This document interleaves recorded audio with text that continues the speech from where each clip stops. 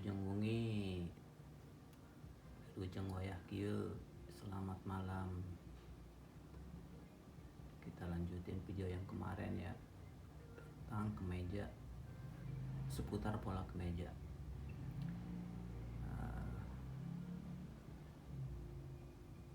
Kebetulan ini udah saya lengkapin,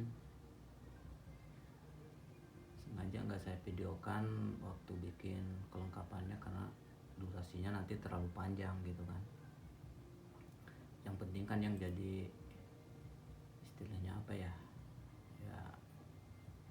critical pointnya gitu kan ada di sini nih kemarin.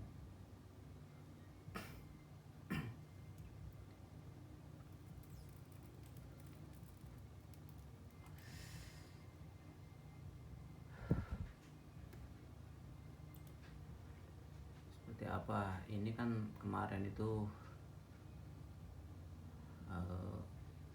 shoulder slope-nya itu kan ada berapa ya? 1,5 ya. Itu dari mana katanya? Angka itu apakah bisa beda gitu kan? Apa nggak bisa berkurang atau lebih gitu kan? Ya itu kan disesuaikan dengan besaran size gitu ya, terutama dari lebaran bahu ini nih.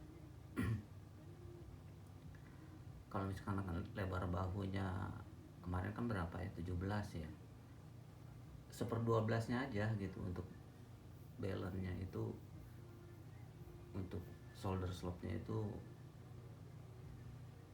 udah balance gitu ya. Jadi nggak baku harus segitu, enggak. Itu satu ya. Keduanya mungkin yang suka jadi bikin ragu itu kan seperti kerongan leher. Kalau kerongan leher kan kalau misalkan ada size pack kan enak ya, kejarannya kan ukuran. Ini biasanya kan 1/5 gitu kan, 1/5 dari panjang kerah ini. Kalau untuk daun kerahnya kan tinggal ngikutin aja. Nah, kebetulan ini udah saya lengkapin semuanya. Bahkan kalau misalkan kita pingin produksi massal, ini pun udah saya grading gitu ya. Udah saya grading seperti ini. Biar kelihatan nilai besarnya grading itu kan ditentukan dengan ya tentunya dari size pack gitu ya. Cuma kan ini kita bikin tanpa size pack, jadi kita bikin dari size itu naiknya 1 inci aja, kira-kira 2,5 cm. Dari size S ke M itu 1 inci, 1 inci, 1 inci gitu kan. Kita lihat di sini nih umpamanya gitu ya, supaya kelihatan. Nah ini, jadi jarak antara ini sama ini itu 1/4 kiri kanan gitu kan. Ini pun juga kan kalau misalkan lebaran kerong lengan itu bedanya 1/2 inci, berarti kan ini cukup 1/4 aja gitu kan turun naiknya itu. Nah ini kan ditentukan oleh sumbu Y sama sumbu X. Nah umpamanya gitu kan, kayak ini kan dari dari base-nya itu, basicnya itu kan ini size M. Untuk size S-nya ini M, ini L, L ini XL gitu kan. Seperti itu. Nah, ke atas kita memang ada yang dibikin 0 gitu ya dari sini, tapi saya bikin 0-nya itu di center back ini. Nah ini disesuaikan dengan, karena pengaruhnya ke kerah juga gitu kan, ke panjangan kerah ini nih. Kalau misalkan di sini nggak ada stepnya gitu, kalau misalkan 1/8 itu kali 4 dapat 1/2 in gitu kan. 1/2 in ditambah ada pergeseran 1/16, jadi selisihnya itu 3/4 gitu kan, sekitar 2 cm. Nah seperti itu ya. Ini ini untuk lanjutannya, mungkin kalau untuk bikin sendiri kan nggak perlu ke situnya, cuman ini ya untuk informasi. Kalau yang misalkan kita dapat orderan borongan banyak kan tentunya nggak bikin satu piece aja kan, kayak begitu. Terus apalagi ya, udah sih. Oh iya, ini ini kan finish itu artinya belum ada jahitan gitu kan, berarti kita bikin harus ada jahitannya gitu. Nah sebentar, saya tutup dulu ini gradingannya ya, saya ulang. Nah untuk jahitan ini jadi cukup 3/8 aja, 1 senti lah gitu kan, sedang lah. Kemungkinan dikerah nih di sini mungkin sedikit dikurangin, misalkan 1/4 itu, karena biasanya kalau terlalu besar itu pasang kerah itu susah gitu.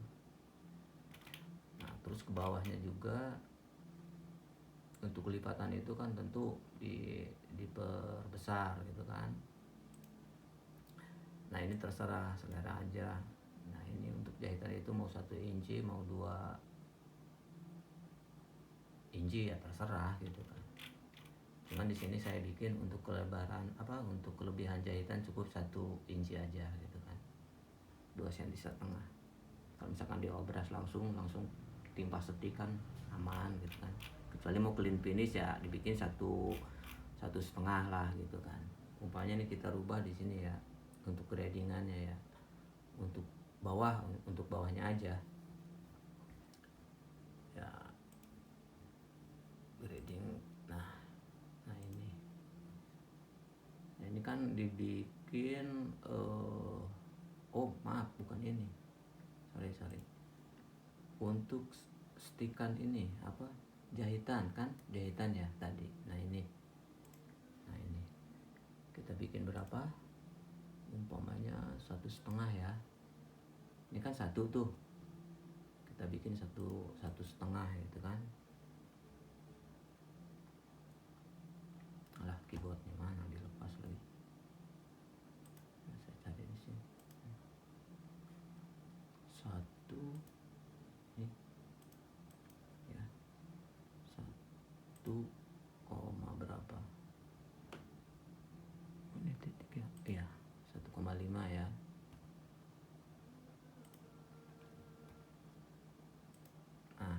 Kayak gitu.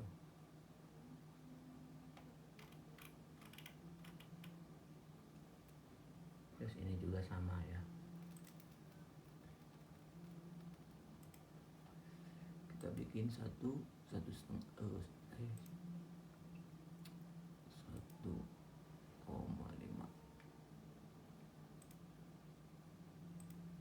Nah oke, nah kayak gitu semuanya berarti ya, sama ini juga nih. Nih 1,5, takut nggak pas di situ.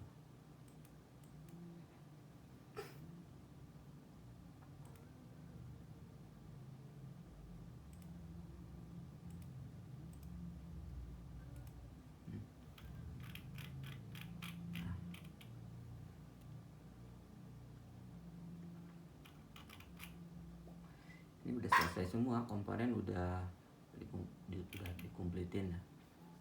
Untuk posisi kantong segala macam udah.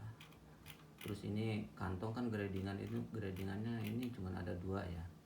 Jadi untuk kantong mungkin nggak saya grading setiap size, jadi cukup S sama M disamain, L sama XL di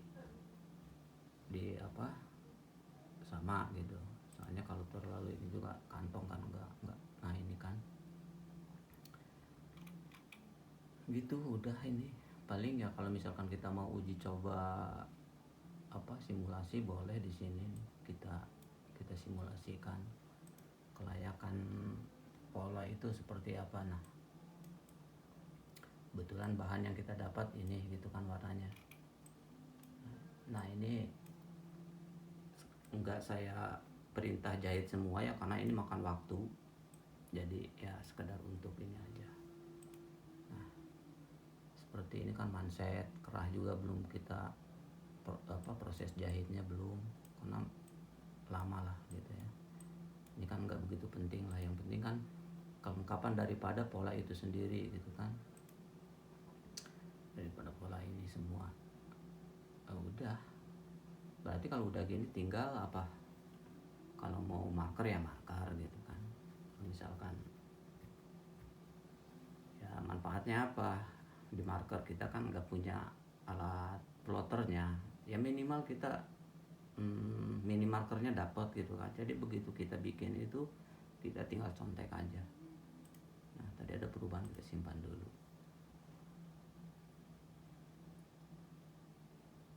Kita keluar. Sekarang kita proses markernya ya.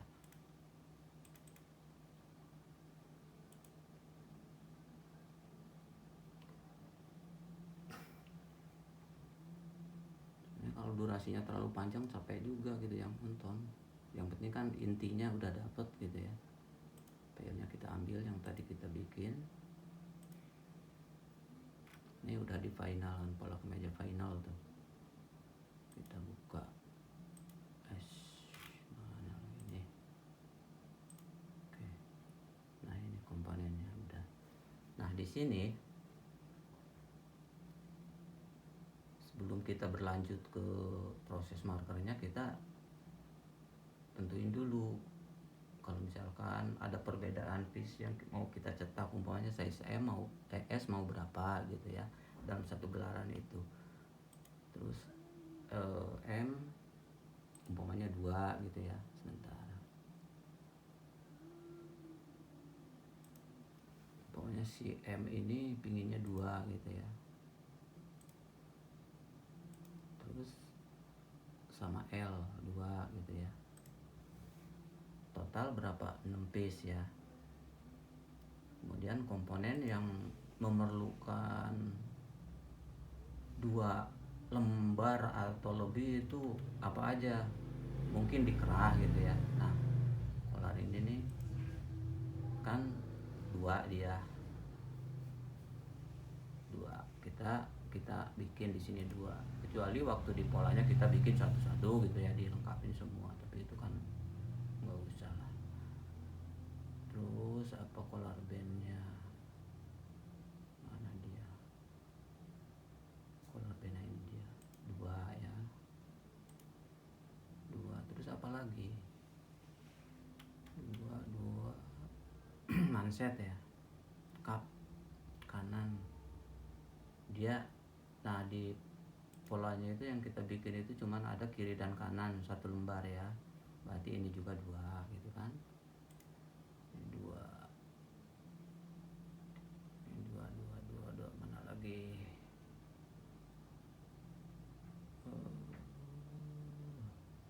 kiri.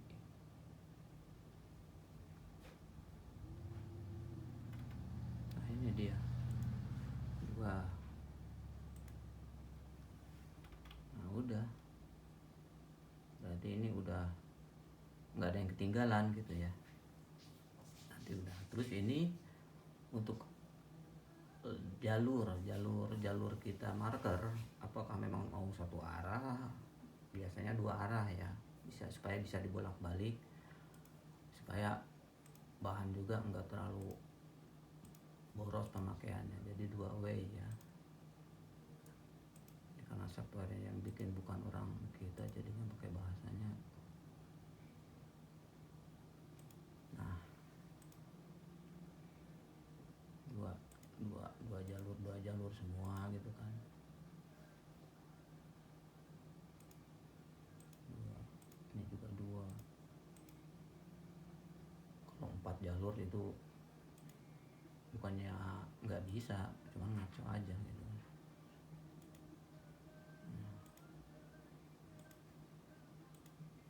Semuanya kita bikin 2 ya, supaya bisa dibolak-balik.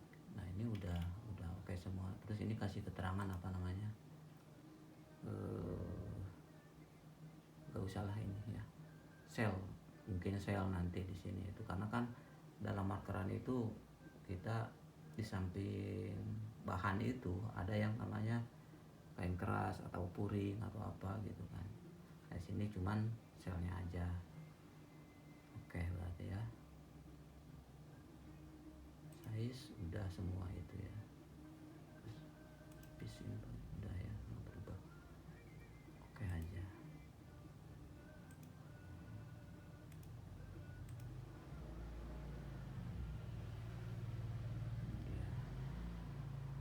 Oke ya, nih.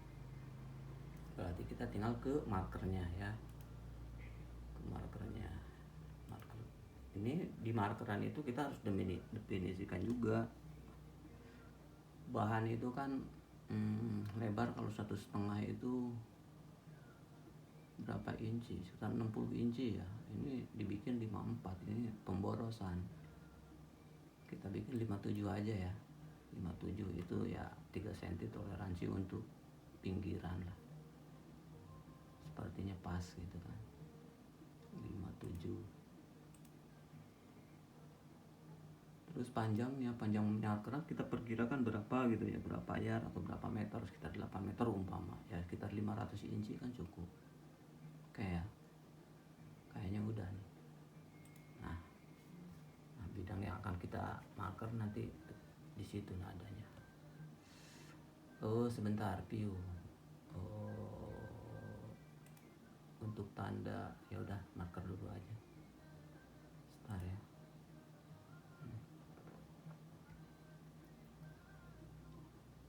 Ini proses dulu dia.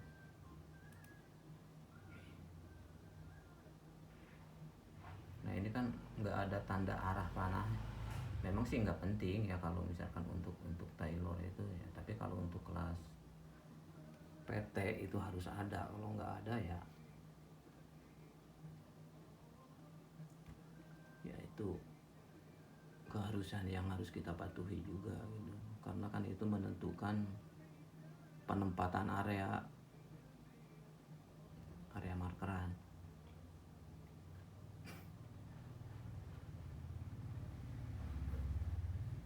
Nah ini kan semuanya 6 piece ya. Bentar, kita cek. Kalaupun ada komponen yang enggak ke gambar, nah di sini ada keterangannya.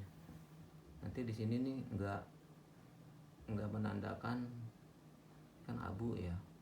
Ini pasti ada yang bolong, misalkan putih gitu ya semua. Nah ini udah selesai itu ya, udah selesai. Kita cek komponen, umpamanya ini kan harus untuk size S nih, umpamanya ini harus ada satu ya. Sementara untuk M harus ada dua dan seterusnya gitu ya.